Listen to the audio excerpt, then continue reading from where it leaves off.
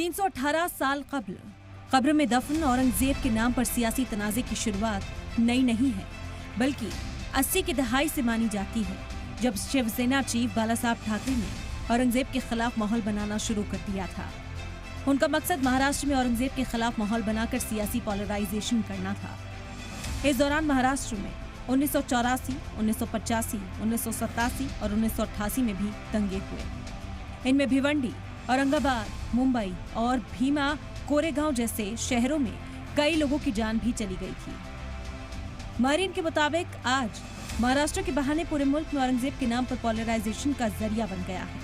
औरंगजेब को मरे हुए तो 318 साल हो गए, लेकिन आज भी उसके नाम से वोट मांगने का सिलसिला जारी है।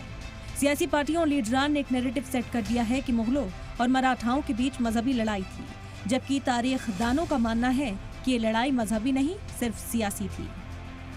हमने जेएनयू में तारीख के प्रोफेसर नदीम रिजवी से ये सवाल किया कि क्या औरंगजेब ने मजहब के लिए लड़ाई लड़ी थी। इस सवाल का जवाब देते हुए उन्होंने कहा कि औरंगजेब ने मजहब के लिए नहीं, बल्कि अपनी ताकत दिखाने और पूरे मुल्क में मुगलिया सल्तनत का परचम लहराने के लिए लड़ाई लड़ी थी। दक्कन पर कब्जा करना भी इसी मकसद में शामिल था। इसी वजह से छत्रपति शिवाजी और संभाजी महाराज से औरंगजेब की दुश्मनी थी। तो वहीं मीडिया रिपोर्ट्स के मुताबिक मशहूर तारीखना प्रोफेसर इरफान हबीब का मानना है कि अगर तलवार की ताकत पर मजहब बदलवाने की बात होती तो सबसे पहले औरंगजेब अपने सिपाहियों का मजहब बदलवाता, क्योंकि औरंगजेब की आर्मी और अफसरान में सबसे ज्यादा हिंदू थे।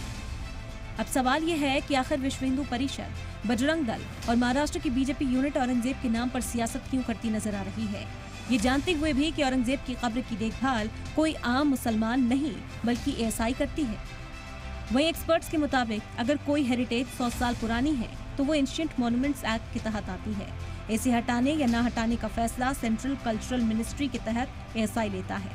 महाराष्ट्र हुकूमत औरंगजेब की कब्र हटाने के लिए एएसआई से सिर्फ गुजारिश कर सकती है। इसके बाद एएसआई ही तय करेगा कि कब्र को हटाया जा सकता है या फिर नहीं।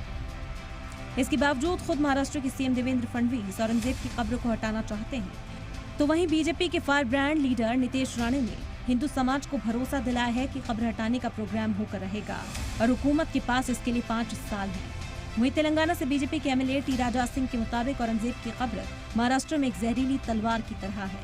साथ ही कई मौकों पर टी राजा लोगों को भड़काते भी नजर आए हैं। शायद यही वजह थी कि औरंगजेब पर जो सियासत के बीज बोए जा रहे थे, वो 17 मार्च को शाम करीब 7:30 बजे नागपुर में औरंगजेब की कब्र हटाने की मांग हिंसा में बदल गई। विश्व हिंदू परिषद और बजरंग दल के लोगों ने औरंगजेब की कब्र का अलामती पुतला जला दिया। इल्जाम लगा कि पुतले के साथ चादर पर कुरान की आयत लिखी हुई थी, जिससे दो समाज के बीच तनाजा हो गया। भले ही महाराष्ट्र की हुकूमत इसे साजिश बता रही हो, लेकिन सवाल ये भी है कि आखिर इस वक्त में मरे हुए मुर्दों को फिर से जिंदा करने की जरूरत क्यों है। सलाम टीवी के लिए दिल्ली से नदीम अहमद की रिपोर्ट।